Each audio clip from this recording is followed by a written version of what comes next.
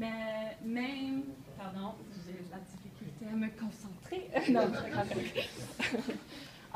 Ouais, alors même si c'est une campagne à long terme, on fait quand même toute notre organisation comme dans des petits morceaux de 2 mois, OK? Et la raison pour ça, c'est que c'est comme, il faut continuer comme le mouvement et tout, et si on ne fait pas des choses tout de suite et des actions tout de suite et des réunions, comme dans les 2 mois qu'on se donne, là, ça va un peu nulle part et ça ne crée pas du pouvoir. C'est vraiment disempowering, OK?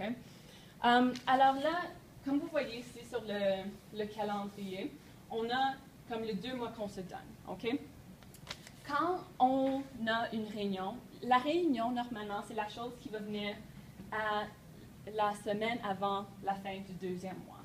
OK? Ça va être le lancement du chapitre, où on va avoir un vote pour les représentants dans le chapitre, où on va voter pour une campagne peut-être à long terme, une campagne peut-être provinciale ou municipale, etc. Mais c'est sûr que arrivé à la réunion, il y a beaucoup de travail qui vient avant ça. Alors nous, ce que nous faisons, nous organisons des genres de comités d'organisation. Okay? C'est ça que vous voyez ici, le CO1, CO2, CO3, CO4. Okay? Mais même avant ça, on a 3 semaines où nous, ce que nous faisons, on est en train de cogner aux portes dans la communauté. On cogne aux portes et on est en train d'agrandir la liste de membres. On est en train d'inscrire des membres dans l'organisation. On est en train de les inviter à faire partie du comité d'organisation. Alors, dès le début, c'est comme j'inscris un membre à la porte et tout de suite, je demande le membre de faire du travail dans l'organisation. OK? Je le demande de venir à la première réunion d'organisation, le comité d'organisation. OK? Alors, ça, c'est un peu comme la 3e semaine. C'est normalement quand nous allons avoir notre premier comité d'organisation qui va se rencontrer. Et là, le comité d'organisation, ce que tu veux, c'est qu'on veut que le comité d'organisation commence déjà à penser à, OK, c'est quoi les choses qui sont vraiment importantes dans le quartier? OK, on fait déjà du brainstorming, on fait déjà comme, on parle déjà des types de problèmes. Et c'est sûr qu'en cognant aux portes et en parlant aux gens, on a très vite une idée de ce qui est important ou non dans la communauté. Alors moi, quand j'étais à Edinburgh, en Écosse, comme tout de suite, quand on cognait aux portes, on voyait que c'était le fait qu'il y avait de la poubelle partout dans la communauté. OK? Ça, c'était le problème. Tout le monde était fâché à cause de ça. OK? Alors, on parlait. Et là, quand on avait eu nos comités d'organisation, quand on se rencontrait, on commençait déjà à penser, OK, c'est qui la cible? C'est quoi le problème? C'est quoi les différents aspects de ce problème? Ça serait quoi la solution?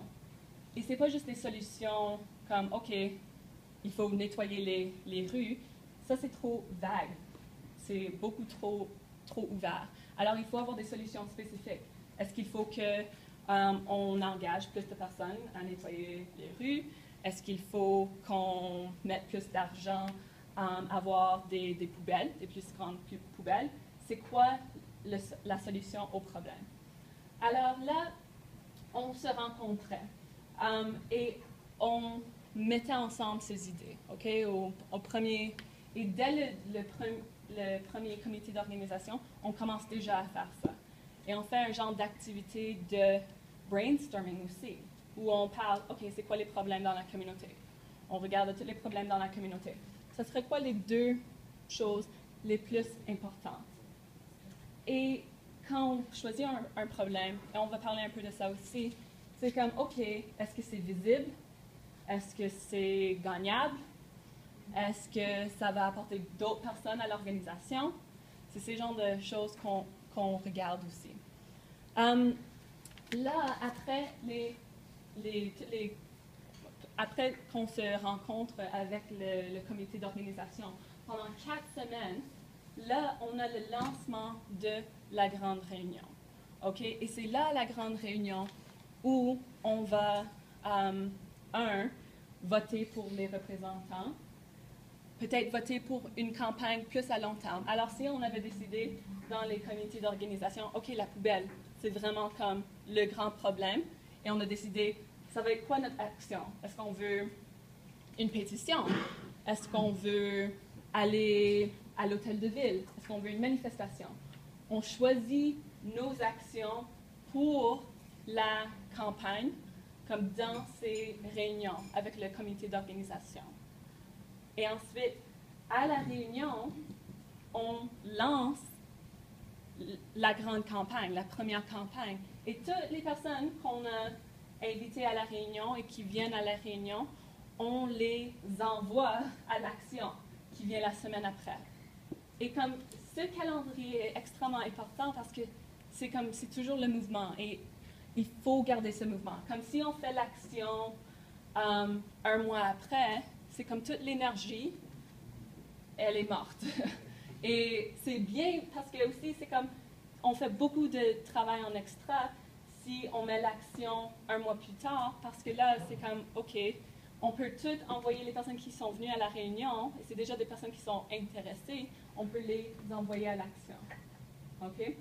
Et c'est sûr qu'avant la réunion, on va avoir quelque chose comme on va aller dans le quartier, on va donner des affiches, on veut créer un genre une énergie dans le quartier. On veut que les personnes voient des affiches de Acorn partout, qu'il va y avoir une réunion, et c'est par rapport à quoi. Et on veut avoir beaucoup de personnes qui vont venir à la réunion aussi. OK? Et à l'action, c'est sûr que c'est comme ça que Acorn, on gagne nos campagnes. C'est pas juste en ayant des réunions. Des réunions, ce n'est pas empowering. Du tout, du tout. C'est comme, oui, il faut faire ça. Et ensuite, on se rencontre encore une autre fois et on dit, oui, il faut faire ça encore. Comme, non, c'est vraiment à travers l'action. Et c'est pour ça qu'on a ce modèle. Comme vous voyez dès le début, OK, on a inscrit des membres. On les invite, ils viennent aux réunions pour le comité d'organisation. Tout de suite, on les donne du travail. Ils nous aident à organiser la grande réunion. Et ce sont aussi les membres qui sont en train de prendre les différents aspects de l'agenda. C'est eux qui vont vraiment gérer la réunion. Et en tant qu'organisatrice ou organisateur communautaire, nous, on fait juste comme encourager les membres pour bien réussir dans toutes ces différentes étapes. Tu ne vas jamais voir un organisateur ou une organisatrice communautaire qui va parler aux médias pour les membres. Ça ne va jamais arriver. C'est toujours les membres qui se représentent. Et c'est ça qu'on veut. On veut pas...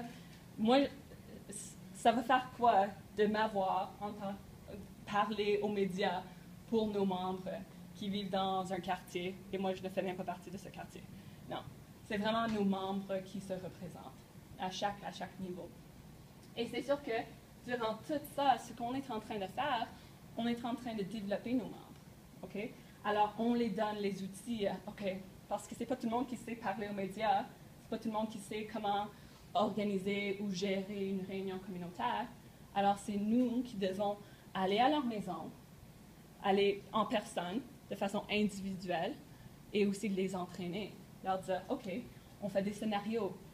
On fait souvent des scénarios ou des jeux de rôle.